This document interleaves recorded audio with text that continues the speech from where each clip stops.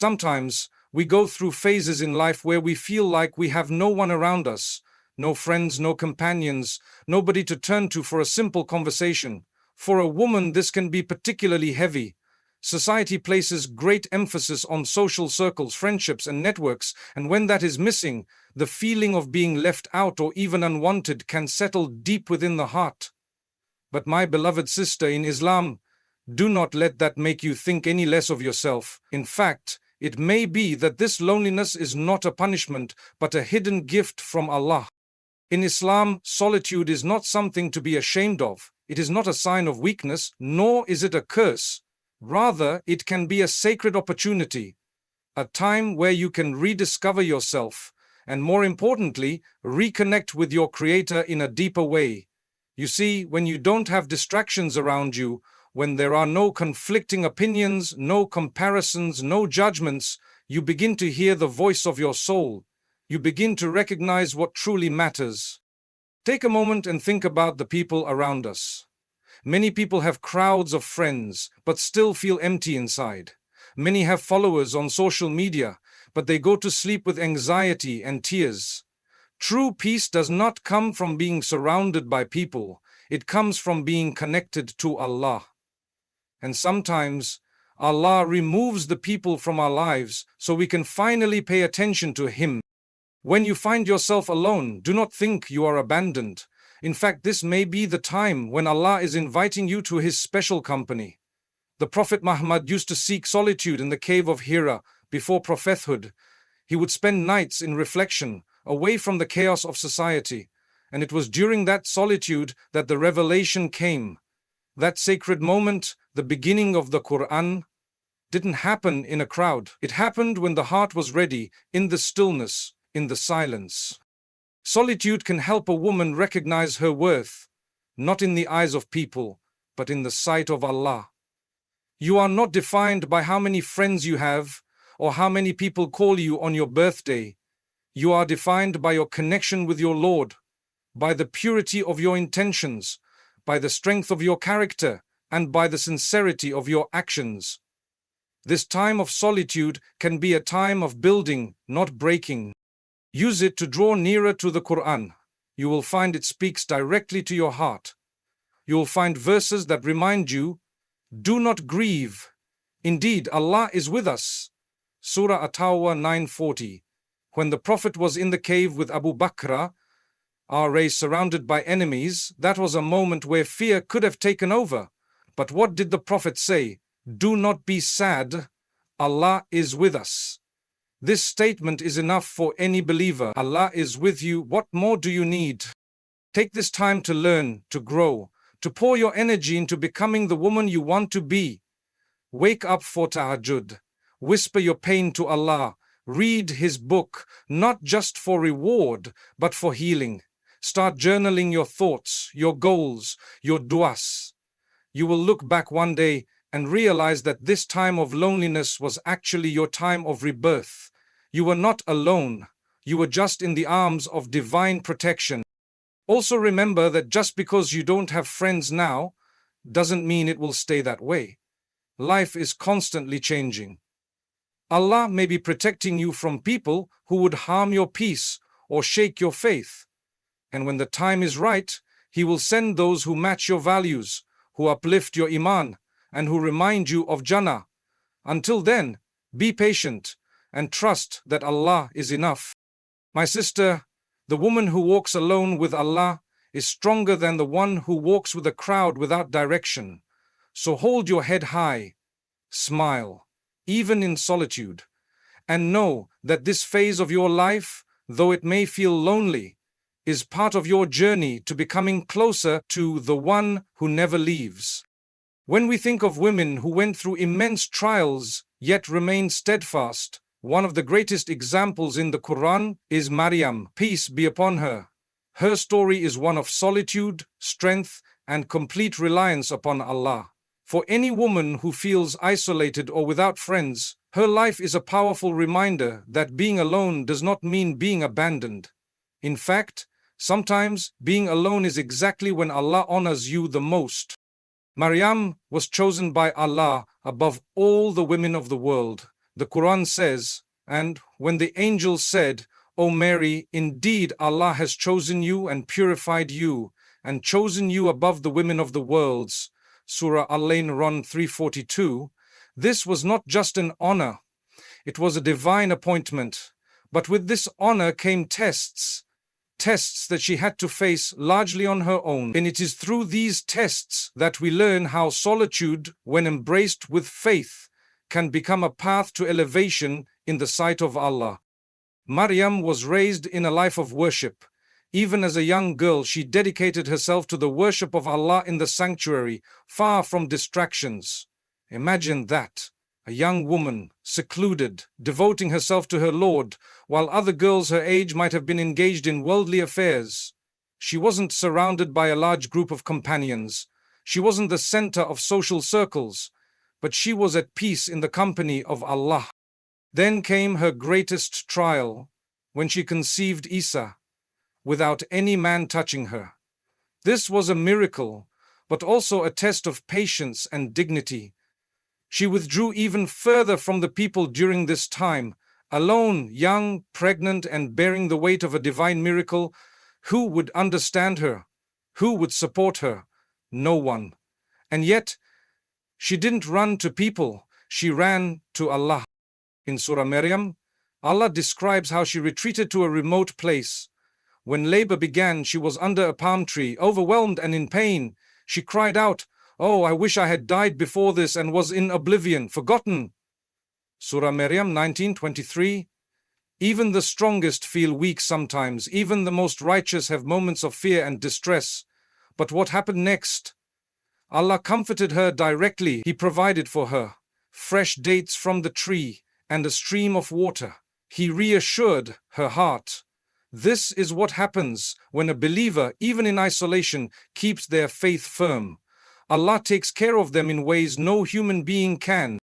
So when you, as a woman, feel like no one understands you or that you are going through something completely alone, remember Maryam. Remember that some of the most beautiful souls in Islamic history were shaped in solitude. Their strength came not from having a crowd behind them, but from having Allah beside them. Maryam didn't spend her time wishing she had more friends. She spent her time in worship, in dhikr, and in submission. And through that, Allah gave her strength, honor, and a legacy that will last until the end of time. Her story is not about weakness, it's about power, quiet power, the kind that comes from trusting Allah even when the world doesn't make sense. So if you find yourself without friends, know that you are not less than anyone else. You are not forgotten. Allah knows your name.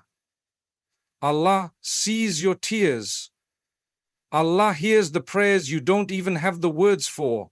And if He could bring comfort to Maryam under the shade of a palm tree all alone, He can surely bring peace to your heart too. Take this time to turn inward. Seek knowledge. Build your connection with the Quran. Strengthen your character. Don't worry about being seen by people. Worry about being seen by Allah, because that is the true measure of success. Maryam didn't seek fame or attention. She simply submitted to the will of her Lord, and through that she earned eternal honor. And always remember, Allah only tests those He loves.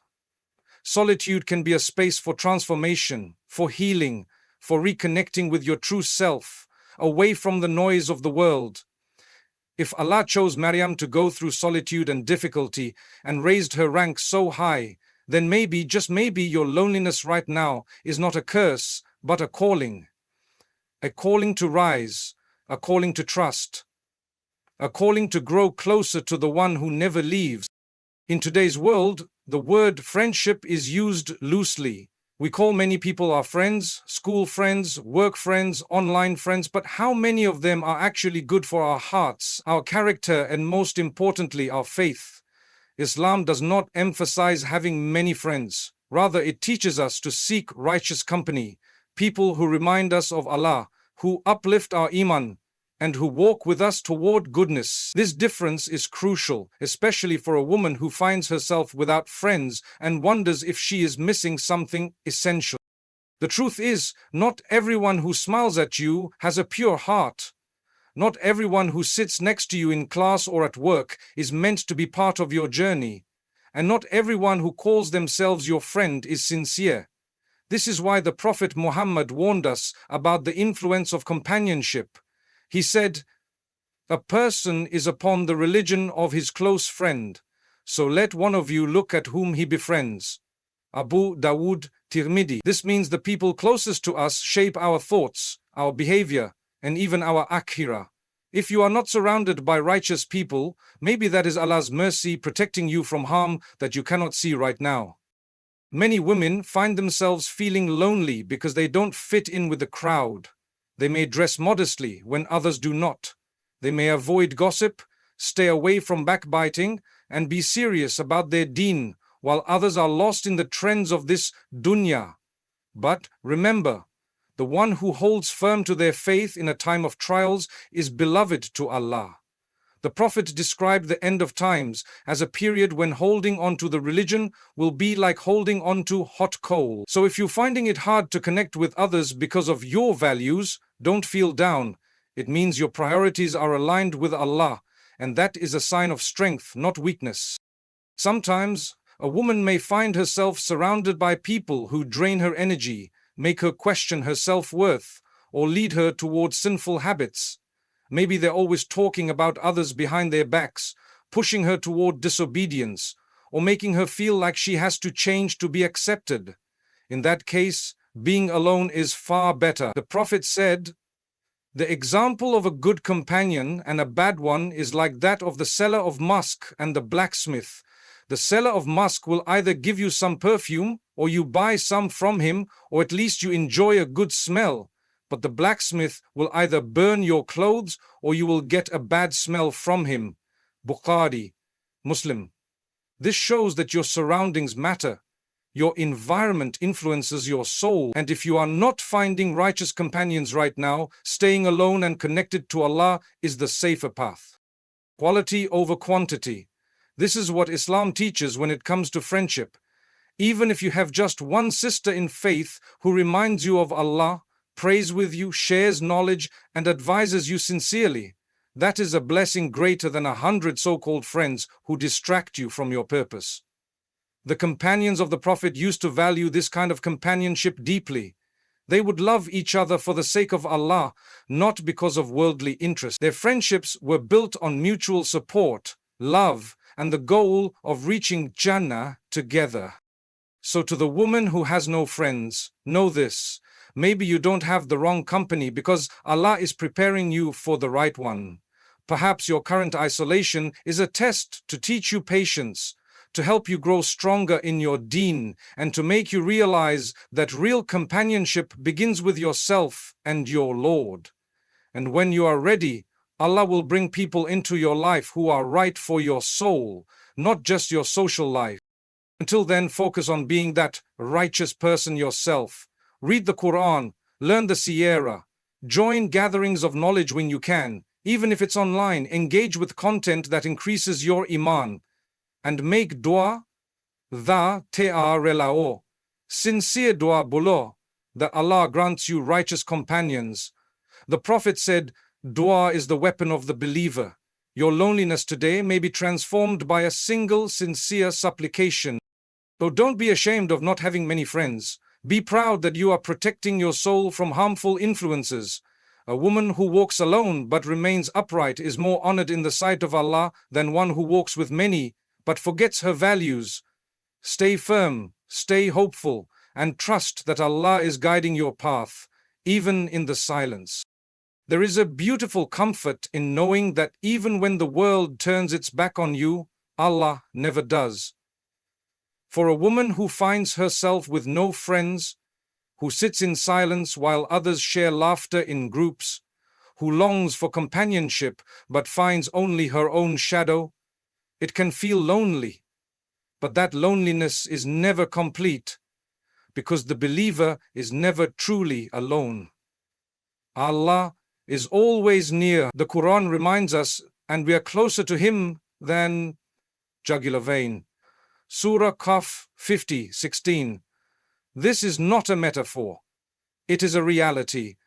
The one who created you is always close, even when everyone else feels far. When people aren't there to listen, Allah is. When there's no one to text, no one to meet for coffee, no one to understand what you're going through, Allah still understands. He knows what's in your heart before you speak it.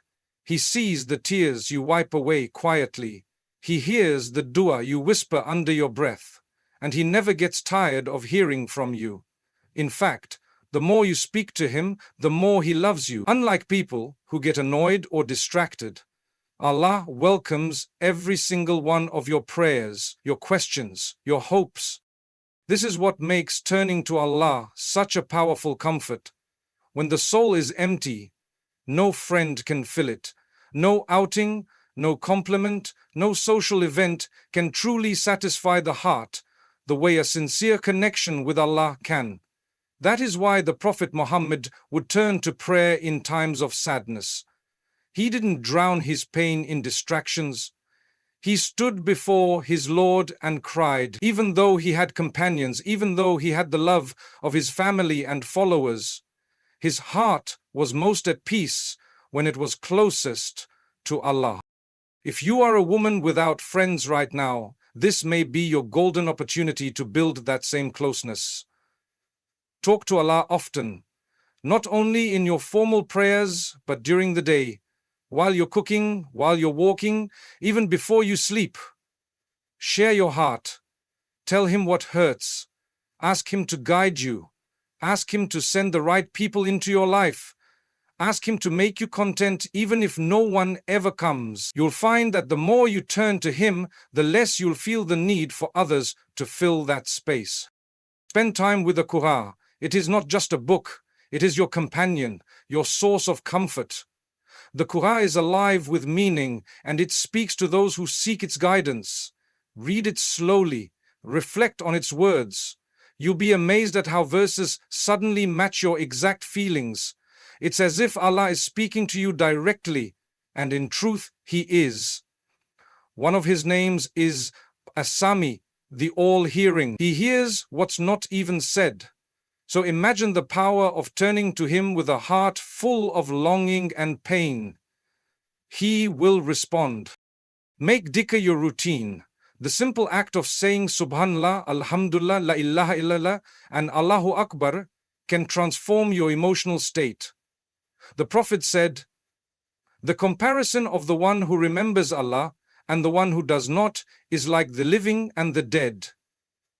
Bukhari. When your tongue is moist with the remembrance of Allah, your soul feels alive, even if the world feels silent. And remember, your worth is not tied to your social status. A woman who has no friends but constantly connects with Allah is far more honorable than one who is popular but spiritually empty.